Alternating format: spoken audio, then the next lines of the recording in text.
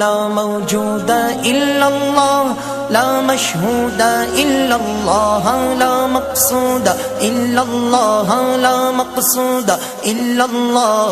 بسم الله الرحمن الرحيم. الحمد لوليه والصلاة على أهلها. أما بعد فأعوذ بالله من الشيطان الرجيم. إن الله يأمر بالعدل والإحسان وإيتاء ذي القربى وينهى عن الفحشاء والمنكر والبغي يعظكم لعلكم تذكرون. صدق اللہ العظیم. معزز سامعین، کل آپ کے سامنے اللہ کا غضب، اللہ کا غیظ اور اللہ کیوں ناراض ہوتے ہیں، کون سے ایسے گناہ ہیں جن کی وجہ سے اللہ ناراض ہوتے ہیں، اور اللہ تبارک و تعالی بندوں کو کیوں ابتلا و آزمائش میں مبتلا کرتے ہیں، اور اللہ تبارک و تعالی جو برے اعمال کے نتیجے میں بہت تھوڑا سا ان کے اعمال بد کا مزہ چکاتے ہیں، اس وجہ سے کہ لوگوں کو تنبہ ہو، وہ ڈر جائے، باز آ جائے، اپنے نفس کا محاسبہ کرے اور اپنے حال کی اصلاح کی کوشش کرے تاکہ آخرت کے بہت سخت عذاب سے اور ناکامی سے وہ بچ سکے.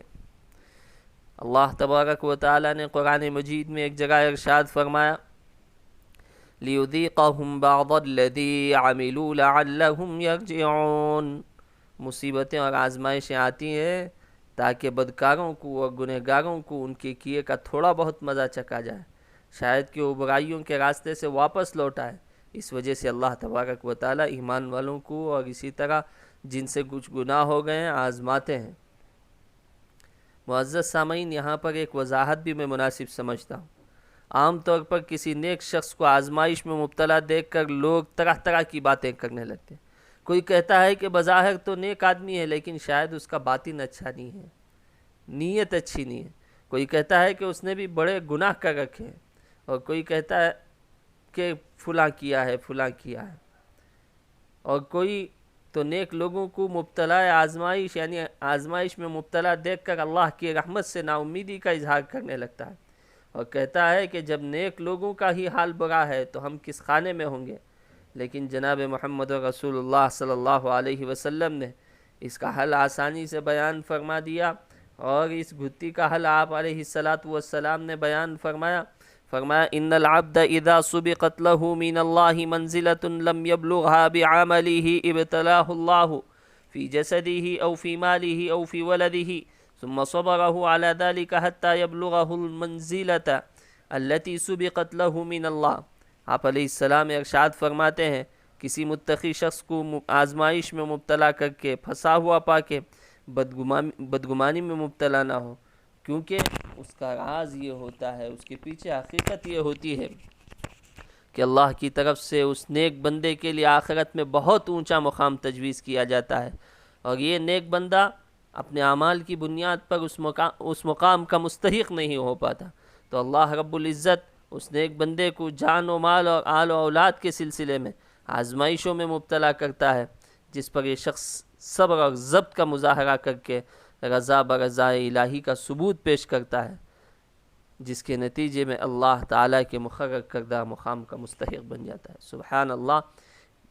آسان زبان میں یہ کہیے اللہ اس کو ایک مقام دینا چاہتے ہیں، لیکن اس کی نیکیاں اور اس کے اعمال اس قدر نہیں ہوتے کہ وہ اس کو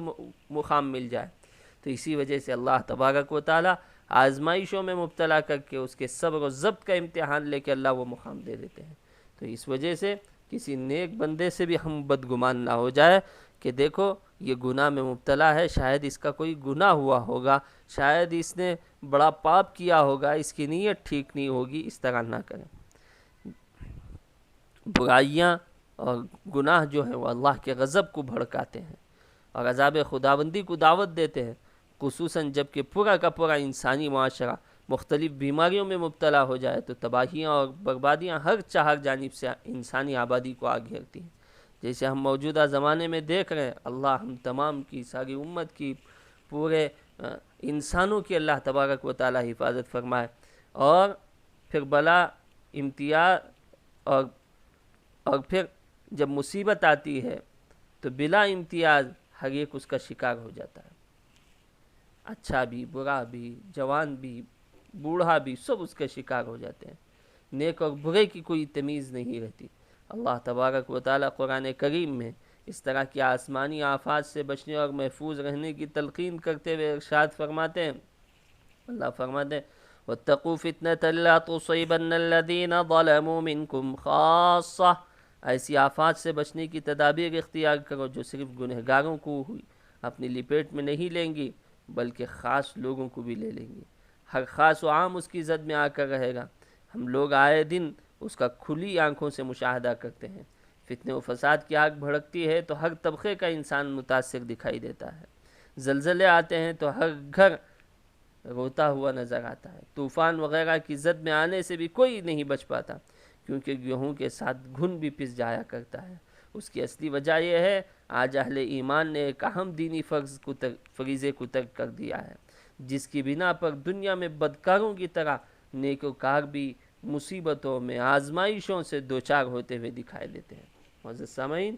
کیونکہ اکثریت نے نہیں عن المنکر کے فریضے کو بھلا دیا، اس لیے کسی کی بھی جان و مال، عزت و آبرو محفوظ نہیں رہی، معاشرے میں برائیاں پنپ رہی ہیں، فواحش اور منکرات کھلے عام پروان چڑھ رہے ہیں، اللہ کی نافرمانیاں عروج پر ہیں، لیکن ان کو مٹانے اور ان کے خلاف آواز بلند کرنے والے، ان کے خلاف آواز اٹھانے والے نہیں ملتے، بلکہ بظاہر دیندار سمجھے جانے والے افراد بھی گناہوں سے لبریز محفلوں اور پروگراموں میں خوشی سے بلا کسی تشویش کے تقدر کے شریک ہوتے نظر آتے ہیں۔